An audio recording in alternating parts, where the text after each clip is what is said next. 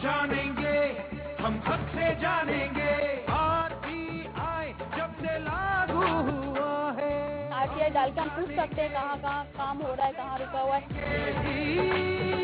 RTI का नारा। नमस्कार, मैं हूं अशोक श्रीवास्तव और आप देख रहे हैं जानने का हक। देश के प्रधानमंत्री नरेंद्र मोदी ये कहते हैं कि वो देश से भ्रष्टाचार को खत्म करना चाहते हैं। एक बड़ी बात है, लेकिन बड़ी चुनौती भी है, क्योंकि भ्रष्टाचार आज हम देखते हैं कि देश के हर क्षेत्र में भ्रष्टाचार हमें हर जगह पर दिखाई देता है। राजनीति में भ्रष्टाचार है, न्यायपालिका में भ्रष्टाचार है, पुलिस में भ्रष्टाचार है, मीडिया में भ्रष्टाचार है, बैंकों में भ्रष्टाचार है, और अब तो हम ये देखते हैं कि सेंसर बोर्ड में भी भ्रष्टाचार है। जी हां, आज हम सेंसर बोर्ड के भ्रष्टाचार को लेकर कुछ सवाल उठाना चाहते हैं। ये वो संस्था है कि जो देश में जो फिल्में आती हैं, फीचर फिल्में आती हैं, उन फिल्मों को पास करते हैं कि क्या वो फिल्में देश के लोगों के लिए, आम लोगों के देखने के लायक हैं या नहीं है, और उनमें कौन कौन से दृश्य हैं जिनको काटा जाना चाहिए और कौन से दृश्य हैं जिनको जनता के पास पहुंचना चाहिए। ये तमाम फैसले सेंसर बोर्ड में होते हैं और सेंसर बोर्ड में एक बड़े भ्रष्टाचार का खुलासा हुआ है। सेंसर बोर्ड के सीईओ एक रिश्वत देने के मामले में साफ तौर पे पकड़े गए हैं और ये कहा जा रहा था कि तमाम फिल्मों को पास करने से पहले उनसे पैसा लिया जाता है। ये बड़ी बात है और ये हम आपको आज ये याद दिला दें कि कुछ समय पहले, करीब 6 महीना पहले, हमने ये मुद्दा अपने कार्यक्रम में उठाया था और आपको ये भी बताया था कि मुंबई के एक आरटीआई एक्टिविस्ट विहार धुर्वे ने ये आरोप लगाया था कि सेंसर बोर्ड के अंदर जो लोग बैठे हैं, फिल्मकारों से उनकी मिली भगत है। और अब सेंसर बोर्ड के सीईओ की गिरफ्तारी से यह सच हमारे सामने। आज हम इसी मुद्दे को उठाएंगे, इसी पे बात करेंगे और इस पे बातचीत करें। इससे पहले एक रिपोर्ट देख लेते हैं कि पूरा मामला क्या है और किस तरह से कई फिल्मकारों ने सेंसर बोर्ड के खिलाफ आरटीआई लगाई और आरटीआई एक्टिविस्टों ने किस तरह की आरटीआई लगाई सेंसर बोर्ड में और क्या जानकारी अब तक सामने आई। ये पूरा मामला क्या है, इसको हम समझते हैं हमारी इस रिपोर्ट के जरिए।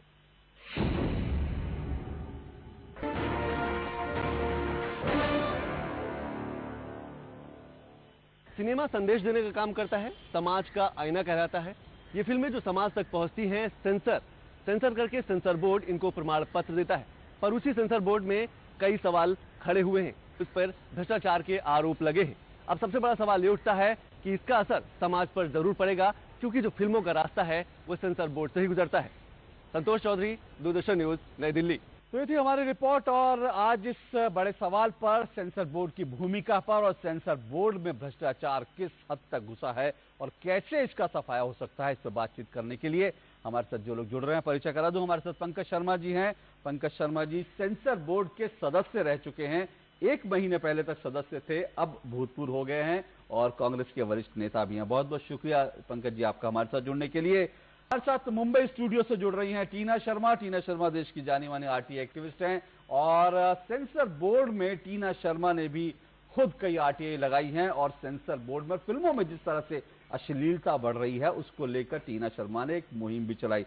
आपका भी बहुत बहुत शुक्रिया टीना जी। और कुछ ही देर में हमारे साथ एन चंद्रा साहब भी जुड़ेंगे, जो कि देश के जाने माने फिल्म निर्माता हैं, फिल्म निर्देशक हैं। लेकिन इससे पहले कि हम एन चंद्रा जी जुड़े, हम इस चर्चा को शुरू करता हूं। पंकज जी, आप ये जो पूरा प्रकरण हुआ, आप इससे हैरान हुए? आपको थोड़ा सा सदमा लगा कि एक सीईओ इस तरह के लेन देन में, और बहुत बड़ा लेन देन भी नहीं है, और अब तो कई फिल्मकार खुल के कह रहे हैं कि उनसे जो है पैसे मांगे जा रहे थे फिल्म को पास करने के लिए? नहीं, मैं सचमुच हैरत में हूं और स्तब्ध हूं। ये जो घटना हुई है बहुत दुर्भाग्यपूर्ण है और बहुत ही शर्मनाक है और मामले की जांच तो चली रही है, लेकिन इसकी पूरी गहराई में जाना चाहिए, छानबीन होनी चाहिए और जो भी दोषी हैं उनके खिलाफ सख्त से सख्त कार्रवाई होनी चाहिए। इसके साथ ही मैं ये भी कहना चाहता हूं कि ये सोच लेना कि हर फिल्म में इस तरह का मामला चलता रहा होगा, ये मैं नहीं मानता, क्योंकि मैं जितने वर्षों रहा मैंने इस तरह की कोई मिसाल नहीं देखी। अब ये व्यक्ति व्यक्ति पर कई बार निर्भर कर जाता है। जब एग्जामिनिंग कमेटी बनती है तो वो लोग सबसे पहले फिल्म देखते हैं और ज्यादातर फिल्में उसी स्तर पर प्रमाणित हो भी जाती हैं। सेंट्रल बोर्ड के जो मेंबर्स हैं, जो अधिकतम 25 हो सकते हैं अध्यक्ष के सहित, वो अगर फिल्म रिवाइजिंग कमेटी में आती है तभी उनकी भूमिका वहां शुरू होती है। अब इस मामले में भी जो जिन सदस्यों का नाम आया है वो क्षेत्रीय सलाहकार पैनल के सदस्य हैं। अच्छा, इन सदस्यों की नियुक्ति का तरीका थोड़ा कैजुअल है, ये मैंने भी महसूस किया। जो सेंसर बोर्ड है उसकी पूरी कार्यप्रणाली और उसकी जो पूरी व्यवस्था है उसको उसमें बदलाव की एक बड़ी जरूरत बहुत जरूरत है, और इसके लिए पिछले 3-4 सालों में बोर्ड में रहते हुए हम लोगों ने बहुत से सुझाव दिए, मंत्रालय को सुझाव दिए, और ये जो एक्ट है सिनेमेटोग्राफी एक्ट, इसके भी संशोधन की बात है, जो यूपीए सरकार में काफी प्रक्रिया पूरी हो चुकी है और वो संसद में आकर उसको संशोधित करना है। मेरा ख्याल है कि नई सरकार को सेंसर बोर्ड के पूरे कायाकल्प पर, उसके पूरे पुनर्गठन पर, हर स्तर पर, एक तो सेंट्रल बोर्ड के स्तर पर, दूसरा रीजनल एडवाइजरी पैनल के स्तर पर, और तीसरा इस बारे में भी सोचा जाना चाहिए कि सीबीएफसी का अपना खुद का काडर हो। टीना शर्मा जी, आपका रिएक्शन लेगा। आप काफी समय से सेंसर बोर्ड में आरटीआई लगा रही थी, सेंसर बोर्ड में जो अनियमितताएं उनको सामने ला रही थी, आपको तो अच्छा लगा होगा किस तरह की चीज सामने आई, कम से कम जिस अभियान में आप लगी थी उसको आगे बढ़ता हुआ आप देख रही हैं। दिल्ली हाईकोर्ट की जी रोहिणी चीफ जस्टिस ने जो है माना कि इसमें करप्शन हुआ है और उसको सर्टिफिकेट रिवोक किया जाता है। तो ये बात हम 2.5 साल से बोल रहे हैं कि करप्शन है, क्योंकि जब मैं वल्गैरिटी और ऑब्ससीनिटी की लाइन पकड़ के मैं समझ ही नहीं पाई कि ये फिल्म मेकर्स आर्ट और वल्गैरिटी को कैसे डिफाइन करते हैं। एक बड़ी थिन लाइन थी जिसको हम पकड़ नहीं पा रहे थे।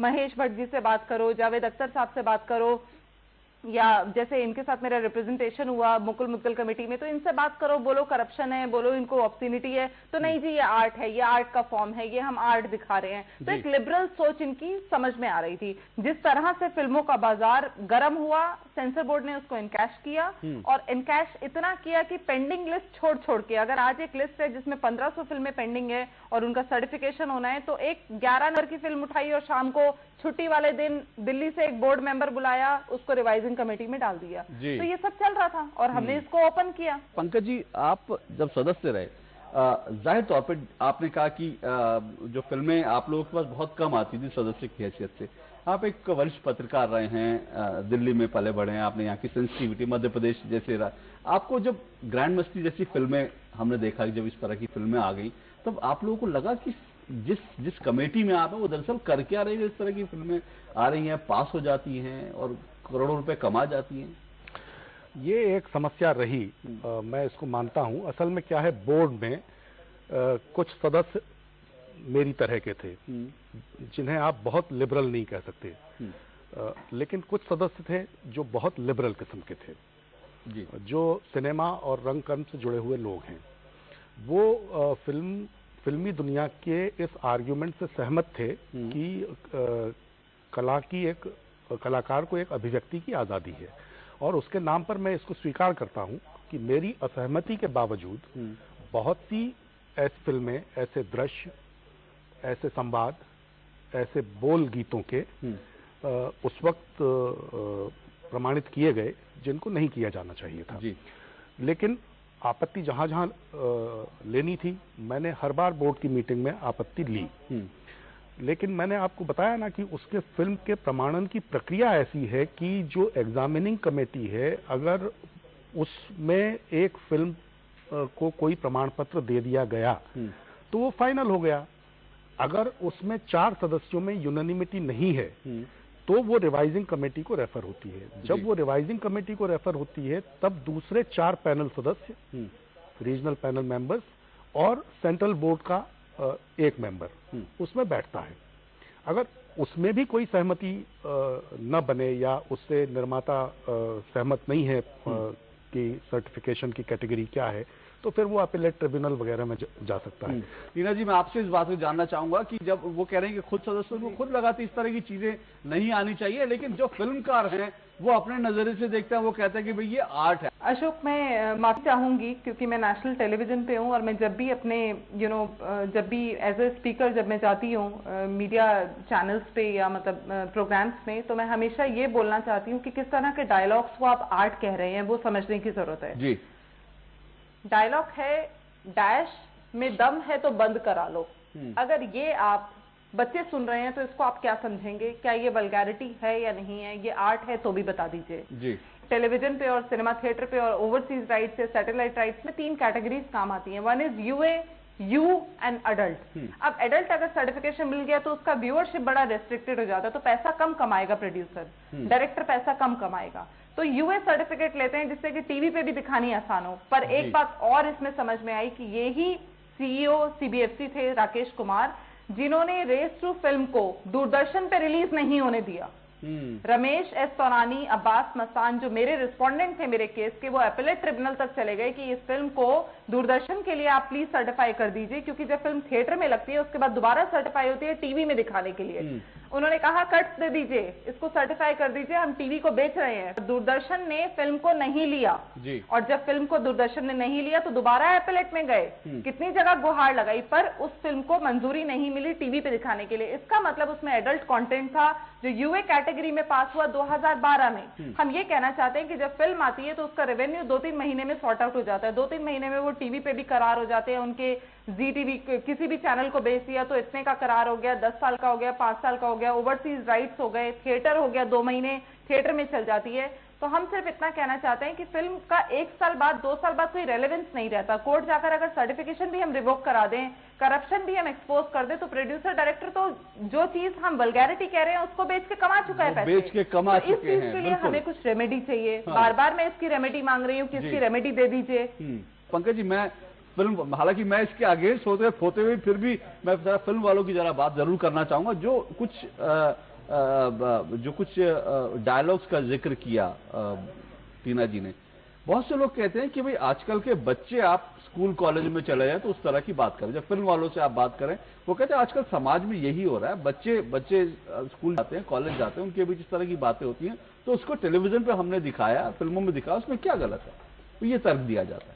हमारे यहाँ बहुत से समुदाय हैं जिनकी आपस की बातचीत में बहुत से शब्द इतने आम हो गए हैं जो वैसे गाली हैं जी, वैसे गाली हैं, लेकिन उस भाषा में आम हो गए हैं वो।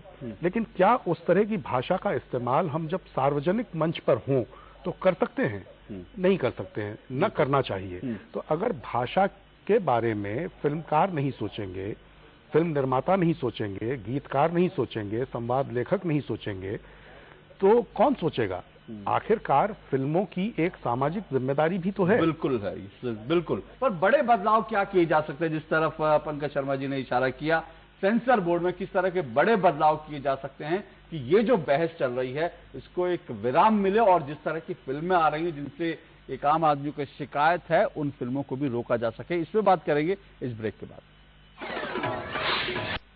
जानने का हक में आपका एक बार फिर स्वागत है। आज हम जानने का हक में सेंसर बोर्ड की कार्यप्रणाली को लेकर सवाल उठा रहे हैं और सेंसर बोर्ड में जो भ्रष्टाचार के मामले उजागर हुआ उसको लेकर सवाल उठा रहे हैं। हमारे साथ एन चंद्रा साहब जुड़ रहे हैं। एन चंद्रा साहब देश के जाने माने फिल्म निर्माता निर्देशक हैं, जिन्होंने तेजाब, अंकुश, नरसिम्हा जैसी बड़ी फिल्में बनाई हैं। एन चंद्रा साहब, शुक्रिया आपका हमारे साथ जुड़ने के लिए। सबसे पहले ये जो सेंसर बोर्ड में जो उजागर हुआ अभी कि सीईओ जो है उनका बारे में पता चला कि वो रिश्वत लेते थे फिल्में पास करने के लिए, आपकी पहला रिएक्शन इस पर क्या है? कुल मिलाकर आपको क्या लगता है कि ये चीजें बड़ी कॉमन हो गई थी? देखिए, ऐसा लगता था कुछ पिछले 4-5 साल में कुछ ना कुछ तो हो रहा है, ऐसा लग रहा था। इसकी वजह मैं बताता हूँ कि जिस तरह के गाने या जिस तरह के वायलेंस वगैरह के सीन्स जो दिखाए जाते थे बड़ी फिल्में जो खास करके हैं, उसमें हो रहा था कि अपना छोटी फिल्मों में वो चीजें अलाउ नहीं करते थे, वो उनको एक एडल्ट टैग दिया जाता था। लेकिन वही अगर बड़ी फिल्म हो तो वही वायलेंस, वही रोमांस, वही सेक्स सब दिखाया जाता था, उसको यूए मिलता था, क्योंकि टेलीविजन वाले ए सर्टिफिकेट वाली फिल्में लेते नहीं है, सैटेलाइट वाले, इसलिए उसका या तो यू होना या यूए होना वो जरूरी था। लेकिन वही सारी चीजें बड़ी फिल्मों में चल जाती थी, छोटी फिल्मों में तो ऐसा लगता था कहीं ना कहीं तो कुछ गड़बड़ है, कि ये मामला कुछ ठीक नहीं है। आपको क्या व्यक्तिगत रूप से भी कभी परेशानी हुई सेंसर बोर्ड की कार्यप्रणाली को लेकर? अपने फिल्म में लेकर के आपको भी लगा कि कुछ जो है ज्यादा सेंसर बोर्ड कर रहा है या कुछ तकलीफें ज्यादा हो रही हैं आपको? एक किस्सा है जिसके बारे में मुझे कोई वैलिडिटी नहीं है उसके बारे में। मेरी फिल्म रिलीज होने वाली थी तेजाब, तो हमने उसका सर्टिफिकेट के लिए अप्लाई किया था और उसी वक्त बाद में पता चला हमको ना टाइम ही नहीं मिल रहा था प्रोजेक्शन के लिए।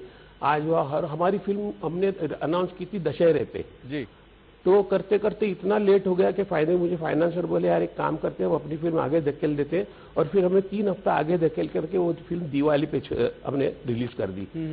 बाद में ये पता चला कि हमारे साथ फिल्म रिलीज हो गई थी दशहरे पे दयावान फिरोज खान साहब की, और किसी ने ये कहा, ये इसका मुझे कोई भी इल्म नहीं कि ये सच बात है या झूठ बात है, लेकिन मुझे बताया गया कि साहब उस वक्त के जो आरओ थे वो फिरोज खान साहब के कुछ बहुत ज्यादा करीबी थे, और फिरोज खान साहब की उस फिल्म की म्यूजिक लॉन्च के टाइम पे वो स्पॉट भी कहे गए थे उनकी पार्टी में। ये मुझे कहा गया था, इसकी वजह से ये मैनिपुलेट किया गया था कि ताकि आपकी फिल्म उनके सामने रिलीज ना हो। अभी कितना सच है कितना झूठ है इसका मेरे पास कोई सच चेंज करने का नहीं, लेकिन ये किस्सा मेरे साथ हुआ था। लेकिन उसके बाद से लेकिन मेरे साथ हमेशा आरओ साहब अच्छे ट्रीट हुए, मेरे को उन्होंने आउट ऑफ द वे जाके हेल्प की है, तो इसलिए मुझे कोई उनके बारे में वो इसलिए क्योंकि शायद तेजाब के बाद आप भी बहुत बड़े देश के जाने माने फिल्म निर्माता निर्देशकों में आपका भी शुमार हो गया था, इसलिए आपसे भी थोड़ा सा बेहतरी से पेश आया, वो एक कारण हो सकता है। लेकिन आपने जो किस्सा बताया बड़ा दिलचस्प है, और वही किस्सा आज भी कहीं ना कहीं लगता है कि वो भ्रष्टाचार की जड़ में। पंकज जी, मैं आपसे कमेंट लेना चाहूँ, क्योंकि अब जब ऐसा होता है कि जब सलमान खान साहब उनको है कि भाई मुझे ईद पे फिल्म रिलीज करनी है, अजय देवगन साहब उनको लगता है मुझे दिवाली पे फिल्म रिलीज करनी है, और जब ऐसे फिल्मकार बड़े फिल्मकार अपनी फिल्म लेकर पहुंचते हैं और सेंसर बोर्ड में अगर कोई अधिकारी उनको डेट खिसका दे, तो फिर कई फिल्मकार को लगता है कि भाई ये डेट खिसक जाएगी, लाखों का नुकसान हो जाएगा, ईद पे आ जाएगी तो हम तुरंत करोड़ों कमा सकते हैं, तो क्यों ना कुछ पैसे सेंसर बोर्ड के अधिकारियों के हाथ गर्म कर दो, अपनी फिल्म टाइम पे रिलीज करवा लो। ये चीजें चल रही थी, ऐसा लगता है। देखिए, मैं ये मानने को तो तैयार नहीं हूं कि ये बिल्कुल एक आम तौर पर ये चीजें चल रही थी, लेकिन मैं इसकी संभावना से भी इनकार नहीं करता हूं, क्योंकि ये व्यक्ति व्यक्ति पर निर्भर करता है, और इस तरह के आर्थिक लालच या दूसरी तरह के दबाव लोगों पर असर डाल सकते हैं। इसमें कोई बड़ी बात नहीं है। इसमें बहुत से पहलू हैं। प्रोड्यूसर्स भी समय पे अपनी फिल्में कभी भी सर्टिफिकेशन के लिए अप्लाई नहीं करते हैं, हमेशा एट द 11th आवर वो लोग करने की कोशिश करते हैं।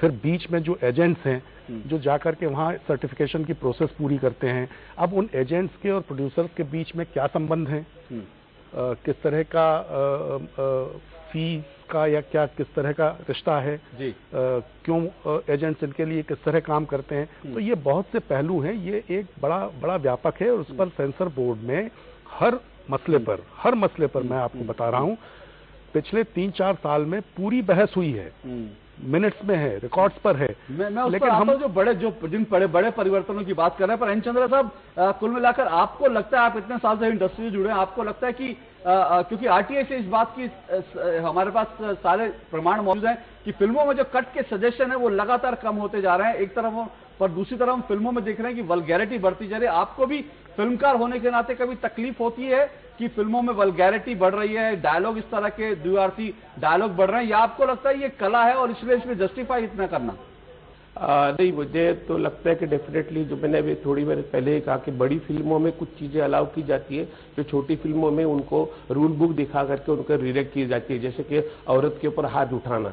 ये हमने मेरी पूरी फिल्मों में, जैसे तेजाब में जैसे अनिल कपूर प्यार से लड़की माधुरी दीक्षित को स्लैप मारता है, वो उन्होंने मुझे काटने को कहा था कि साहब कोई भी आदमी किसी औरत को मार नहीं सकता। लेकिन आप अगर देखेंगे कि बड़ी फिल्मों में कितनी बार ऐसा होता है कि जहां पर औरत को हिट किया जा रहा है, और वो पिक्चर यूए होती है, कभी कभी यू भी होती है, और कुछ बड़े फिल्मकार है जो खास करके फैमिली फिल्में बना रहे हो, उनकी फिल्मों में लिप टू लिप किसिंग भी जो है वो यू सर्टिफिकेट दिए गए। तो इसमें एग्जैक्टली उन मेंबर्स का क्या नजरिया था वो करने का, ये मुझे अंदाजा नहीं, लेकिन ये चीजें कहीं ना कहीं ब्लैटेंट इनजस्टिस छोटी और बड़ी फिल्मों के लिए देखा जाएगा। जी टीना जी, मेरे पास समय कम है, मैं जानना चाहता हूँ क्या करना चाहिए, सेंसर बोर्ड की भूमिका क्या अब होनी चाहिए? बिल्कुल, सबसे पहले एक ब्यूरोक्रेट को, जो चेयरपर्सन आते हैं वो फिल्मी दुनिया से ना होकर फिल्मों के जानने के नाम पे लिबरल व्यू लेकर आते हैं। एक ब्यूरोक्रेट को सेंसर बोर्ड हेड करना चाहिए। कम से कम जो सिनेमैटोग्राफी एक्ट है उसकी थोड़ी इज्जत रखी जाएगी। 1952 का एक्ट है, उस एक्ट को कम से कम प्रिजर्व किया जाए, उसकी वैल्यूज को प्रिजर्व किया जाए। लॉ अगर है आपको तो आप लॉलेसनेस नहीं ला सकते जी। और आप आर्ट की बात कर रहे हैं तो फिर लॉ के हिसाब से चलिए, क्योंकि एक रूल है उसके लिए, एक एक्ट है उसके लिए, उसके हिसाब से चलिए। कोई भी आर्ट दिखाइए, हमको कोई दिक्कत नहीं है। हमको दिक्कत है कि कानून होते हुए कानून नहीं मानना हमारी दिक्कत। वो गलत। पंकज जी, आप क्या कहेंगे संक्षेप में, बड़े परिवर्तन किस तरह के? और दूसरी बात में भी, क्या पॉलिटिकल नियुक्तियां होती है, क्या ये भी एक सवाल है जिसपे गौर किया जाना चाहिए क्या? देखिए, राजनीतिक नियुक्तियां हों, इस पर किसी को कोई आपत्ति नहीं होनी चाहिए। आखिर राजनीतिक दुनिया में काम करने वाले लोग भी समाज का हिस्सा हैं, तो उसमें कोई आपत्ति नहीं होनी चाहिए। उसका ओवरडोज ना हो और उसी नजरिए से काम ना हो, इसको सुनिश्चित करना चाहिए। नंबर 1, कायाकल्प पूरा सेंसर बोर्ड का जब करें तो मैंने जैसे बताया कि एक तो उसका अपना काडर बनाएं, एक रीजनल पैनल मेंबर्स के स्तर पर उसको चुस्त दुरुस्त करें, उनके प्रशिक्षण की व्यवस्था करें, और सेंट्रल बोर्ड के सदस्य जो हैं वो नामी गिरामी लोग अपने अपने क्षेत्रों के हों, तो इसमें काफी असर पड़ेगा। और जो सिनेमेटोग्राफी एक्ट संशोधन के लिए अभी पेंडिंग है, उसको जल्दी से जल्दी संसद में पारित किया जाए। चंद्रा साहब, आपसे आखिरी वर्ड लूंगा, आपसे आखिरी बात की क्या करना चाहिए सेंसर बोर्ड में इतना भ्रष्टाचार उजागर होने के बाद? मुझे ऐसा लगता है कि सेंसर बोर्ड एक पुराना जो व्यू लेके चल रही है कि पूरा फाइनल मेरिट प्रिंट जो है वही हम देख करके उसको वो करेंगे, सेंसर करेंगे। तो मुझे लगता है इससे पहले कि फिल्म जब कंप्लीट होती है तो उसके बाद 2 महीने तक पोस्ट प्रोडक्शन चलता है, जिसमें सिर्फ साउंड का काम चलता है, फिल्म की शूटिंग, एडिटिंग सब कुछ खत्म हो चुका होता है। तो प्रोड्यूसर को 1 महीने पहले अप्लाई करके उसका एक सरसरी तौर पे एक उसका सर्टिफिकेशन का उसको देना चाहिए कि भाई आपकी फिल्म ठीक लगी हमको, अभी आप फाइनल प्रोडक्ट दीजिए, आपको 2 दिन में मिल जाएगा, क्योंकि फिल्म हमारे देख चुके हैं। जब देश के प्रधानमंत्री ये कह रहे हैं कि बहुत सारे सिस्टम को बदलने की जरूरत है, उम्मीद करेंगे इस तरफ भी उनका ध्यान होगा और सेंसर बोर्ड के कायाकल्प की दिशा में भी ये सरकार काम करेगी जल्दी, ऐसे उम्मीद की जा रही है। और इस पर कम से कम बीजेपी और कांग्रेस, हमारे साथ पंकज जी बैठे हैं, इस पर कम से कम एक दिखाई देते हैं कि इस तरह की व्यवस्था को बदलना चाहिए, ये बहुत जरूरी है। बहुत बहुत शुक्रिया एन चंद्रा साहब आपका हमारे साथ जुड़ने के लिए, टीना जी और पंकज जी आप सबका हमारे साथ जुड़ने के लिए बहुत बहुत शुक्रिया। तो